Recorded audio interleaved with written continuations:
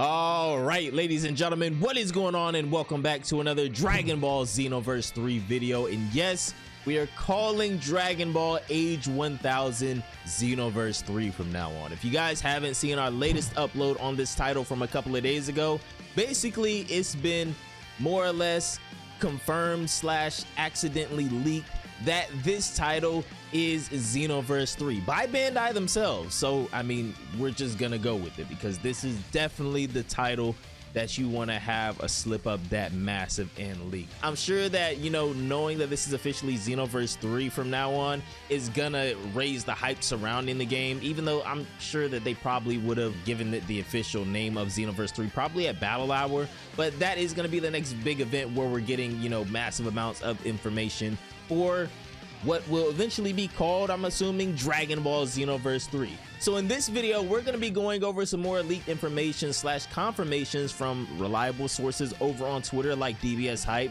for things surrounding Dragon Ball Xenoverse 3. So the first tweet we're going to go over is from DBS Hype, and then we have another one after this. But this first tweet is going to read, according to Sophie and Legeek, and remember, this is also one of the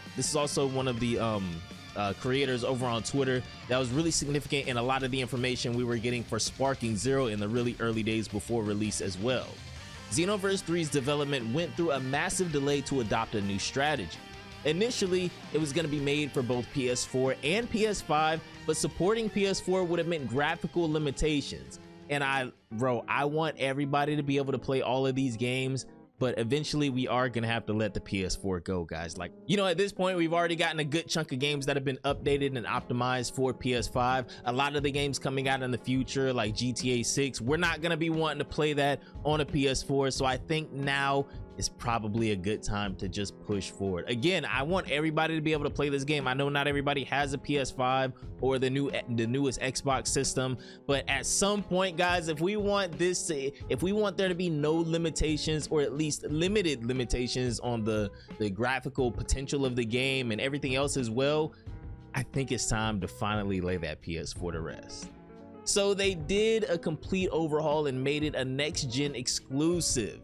The game will feature a highly developed online mode and a story-packed mode with tons of content. I'm super excited to see what they're gonna do for the online modes.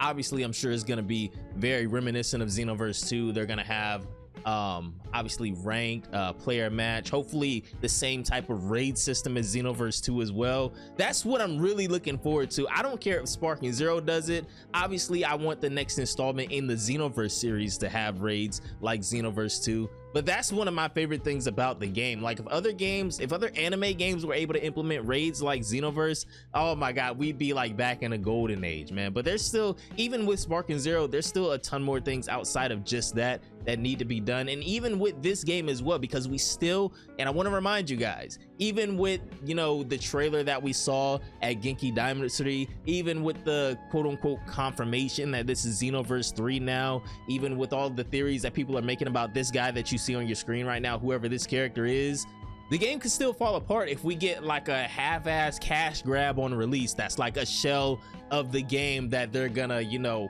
update or patch in a year from now, like kind of how they did with Sparking Zero, right? Season 1 was kind of mid, I'm not gonna lie. Season 2, it looks like they're about to breathe some brand new life into that game, so I can't wait. So all this information is coming via Vinixies over on Twitter, so DBS Hype is telling us to go check out them for more details, and that is the very next tweet that I have up right here. So according to Sophie and Legeek, as they're gonna claim right here, they claim to have known about the start of the development as early as 2020, and this is for Xenoverse 3/Age 1000.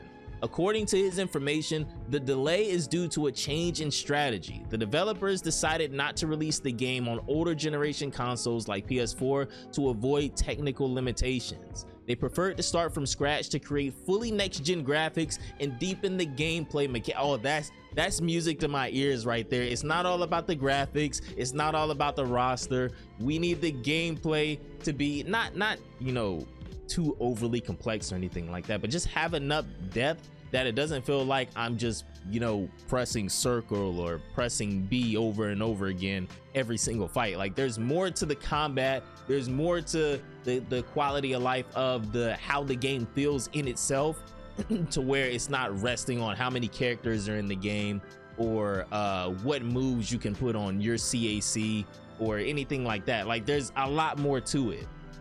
So below are Sophie and the Geek's words himself.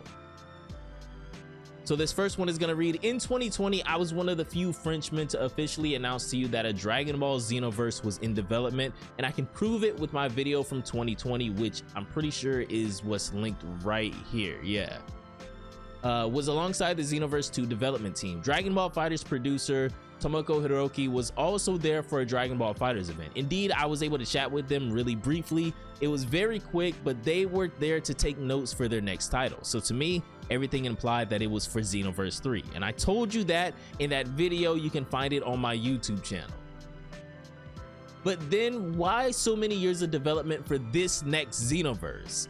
Because there was a massive delay and a new strategic choice was adopted. Here is the information I got from my sources. The game Dragon Ball Xenoverse 3 was a bit prettier than the game Xenoverse 2, as we would expect, right? Obviously, there's going to be a massive upgrade or leap in graphics from Xenoverse 2 to Xenoverse 3. Xenoverse 2 came out in 2016. Xenoverse 3 is about to come out in like 2027, hopefully, right? Well, yeah, it's coming out in 2027. They said that's in the trailer. And consequently, they wanted to level up the graphics by redoing everything from scratch from A to Z regarding this title. That's why there was a delay.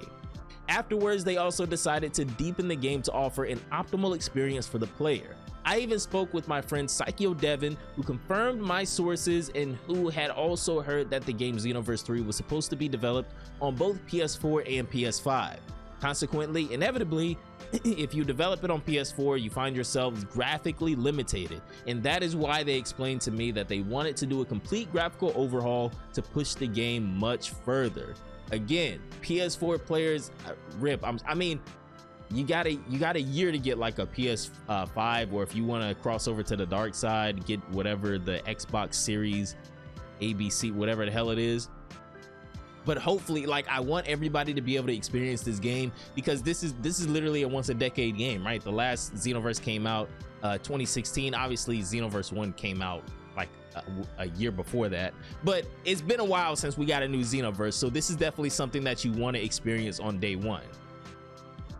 So the last one is going to say it would be a next gen exclusive with a gaming experience, from what I've been told, much more developed, with a more developed online mode and with a well-crafted story mode, because that's what we were talking about, actually having a successful, well-deepened game with tons of content.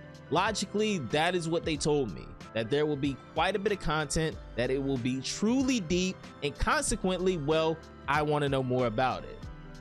So this is going to be all of the all the leaks, or all the reveals, I guess, that have been reported from these sources over on Twitter. Again, these are reputable sources. These are guys that gave us a lot of information before Sparking Zero came out. So I generally believe most of the stuff that they say. If you guys want to check out these tweets for yourselves, I will link them down below in the description box. But this is kind of where we're at right now.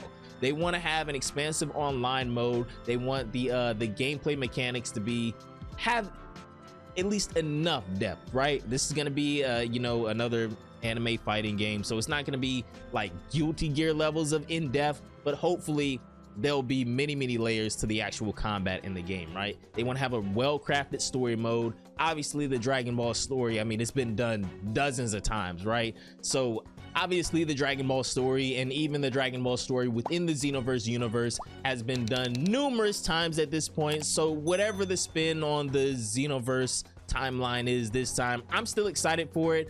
There was also a tweet, I can't remember where it was. It might be actually on Phoenix's page. I'm just gonna go over here real quick.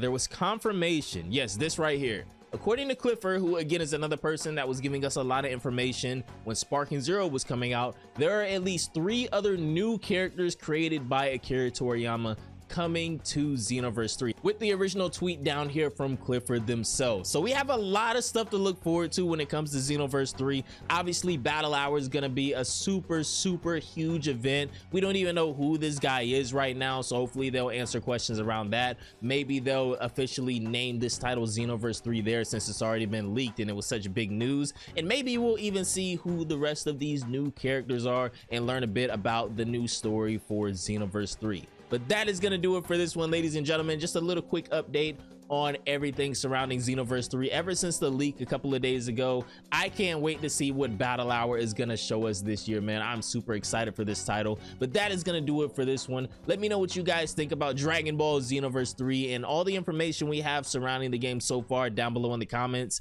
But anyways, have a great day. I'll see you all in the next one. Peace out, my boys.